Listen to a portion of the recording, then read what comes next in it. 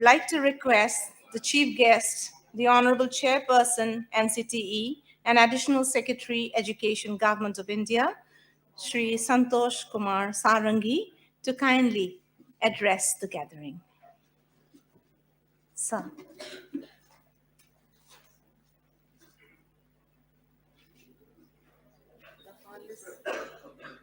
You can have this. Actually, from the days it was this.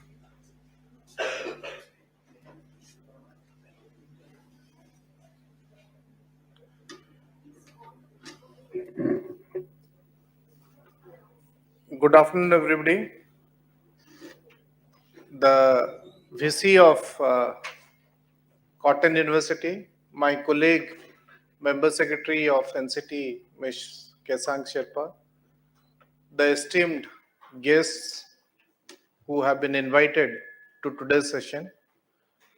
Post-lunch session is always a challenge. So for Khushbu and her team, who will be speaking to you on mentoring, I wish them a lot of luck.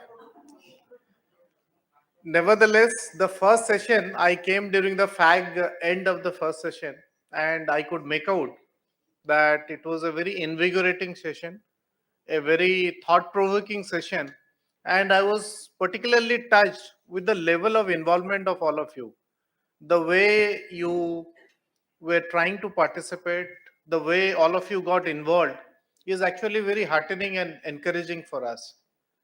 With the rollout of national education policy, which was unveiled in July 2020, there are a lot of tasks which need to be carried out to ensure that the vision of national education policy, the objectives, the intent is actually carried out in practice.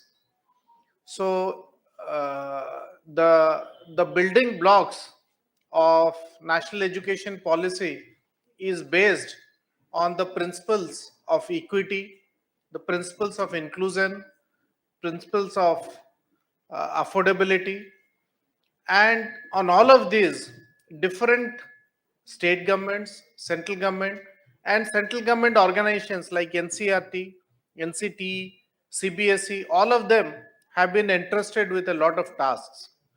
So, three or four major tasks which NCTE has been entrusted pertain to rolling out 4-year integrated B.Ed program. In the morning session, I was hearing some of you who were mentioning that choosing the profession of teachership should be an option and not a chance.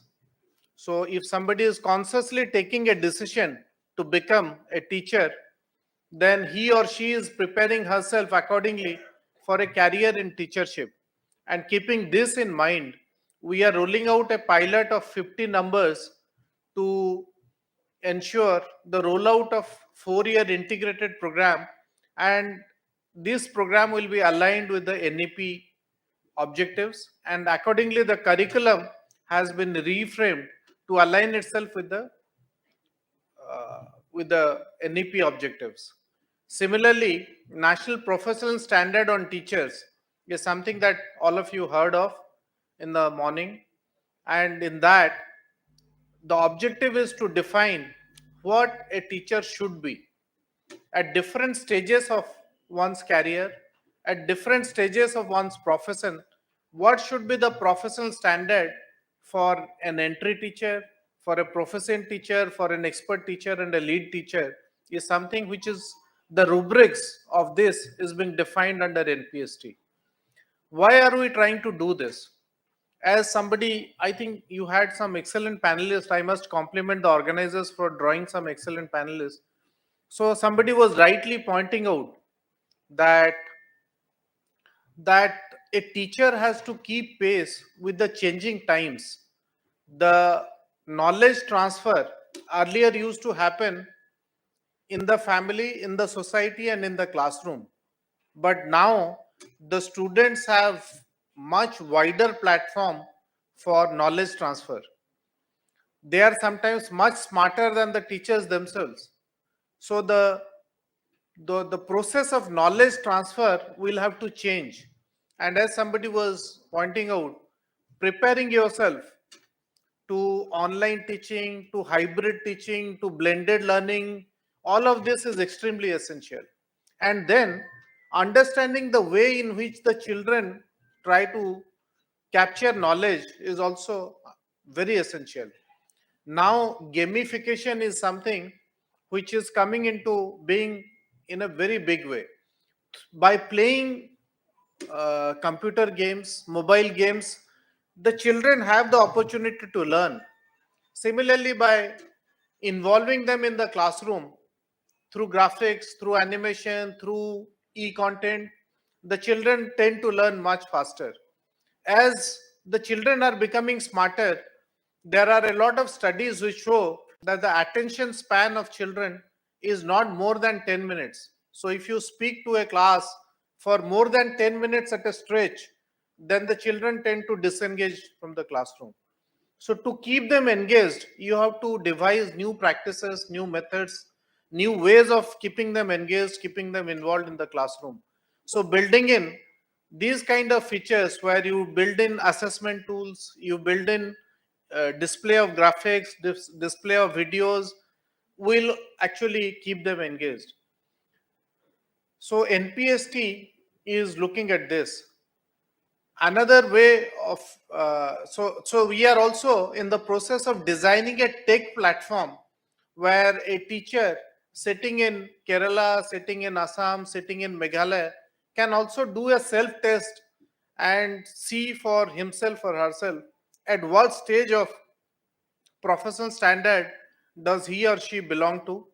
And then designing, I think Risha was mentioning about the implementation plan, and designing a set of institutions which can cater to the further professional need of a teacher.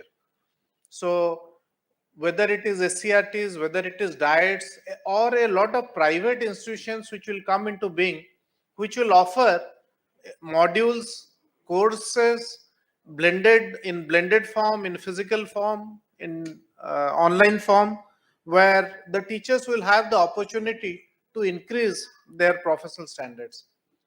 As far as the mentorship mission in school is concerned, this is something that we look forward to with a lot of hope, with a lot of optimism. And as Khushbu and her team will present to all of you, and I believe the panelists will also be talking to you about that mentorship should not be confused with capacity building. It should not be confused with training. It should not be confused with tutoring. A mentor and a mentee relationship is a relationship which is based on the process of self exploration, process of reflection, and the mentor, through years of experience, through years of knowledge, is actually enabling the mentee to find out the solution for a problem which he or she might be facing. So if a mentor is mentoring about 10 mathematics teacher, then the mentor is not actually teaching mathematics to the mentees. It is only enabling and creating a platform through which the mentees realize their own potential. Somebody was talking about potential realization in the morning session. So the mentor is actually helping the mentees to realize their potential and find a solution which suits their context, which suits their local requirements, which suits their local needs. So these are some of the new initiatives which hold a lot of promise for us in future. And this is the first deliberation that we are having, outreach program that we are having. And in the morning session, I was very excited to see the level of engagement of all of you. So in spite of this being a post-lunch session, I would expect and hope for the same level of engagement by all of you, and looking forward to an equally invigorating session for the mentoring session. Thank you very much.